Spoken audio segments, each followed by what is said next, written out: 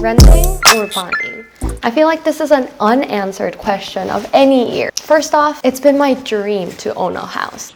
I realized that it may not be my dream. I'm still weighing my options, but I wanted to hear some thoughts that other people might have. I've heard from so many people all along, oh, you're just throwing money out for rent. You're just paying the landlords for their mortgage. They're not completely true. I read the book I Will Teach You to Be Rich by Ramit Sethi, and he said these words: rent is the maximum money you will pay, but mortgage is the minimum amount. And when I heard these words, I was like, oh, that's it. I'm a person that likes to predict what's gonna happen. For rent, whatever happens, whether there's a tornado, the water pipe's broken, if the refrigerator isn't working, all of these are gonna be taken care of by the management company. Whereas the heater is not working in your house, then that's up to you. I feel like renting is a good option if you want to have a good sense of where your money is going. You know that you will have a monthly payment of such and such and such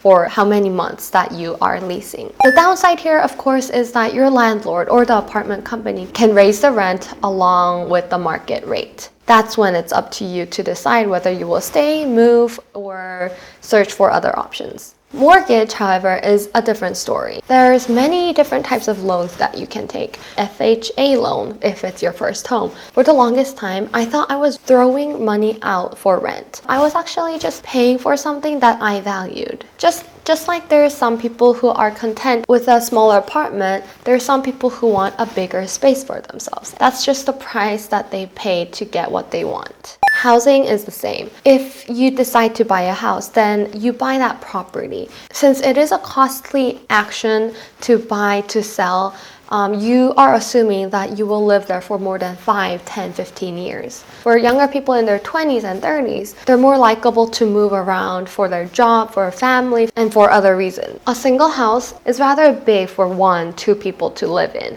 and it also comes with a lot of chores. Snow removal, if you have a long winter, you gotta take care of the leaves in the fall, you gotta cut the grass in the summer. All of these set of chores that come with the house is just another baggage for me.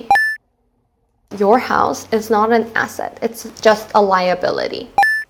In the book Rich Dad, Poor Dad by Robert Kiyosaki, he talks about your house being a liability instead of an asset. This is entirely opposite to the public belief. Everyone thinks that when you buy a house, you're basically buying an asset and you're investing it into a big golden goose. That may not always be the case. Historically, the housing market has always been proven to go up except for when the real estate market crashed. But when you're buying a house, you also have to think about this. You're basically putting away money locked up inside that house. So let's take the scenario on a $400,000 property. If you pay 20%, that's $80,000. Put away for the house, and you've got a monthly payment of around $2,000. Initial $2,000 is mostly gonna be the interest on the loan. You are not paying the principal. Compare it to when you are investing that $80,000 into the stock market, let's say, or another investment, and you're just constantly paying rent at a monthly rate. You have to figure out the numbers and see what type of a process is actually fitting for you.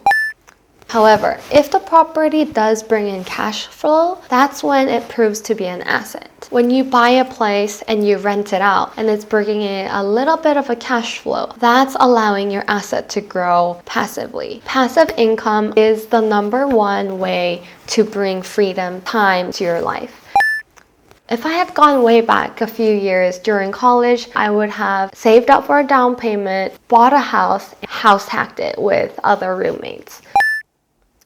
I still want to buy an asset, not a liability for myself, but it's gonna have to wait while I do some studying. Don't be discouraged when you're just renting an apartment. You are gaining the freedom, predictability. You know what you're paying for the time that you've leased it. Housing expectations are going to be different for every single person.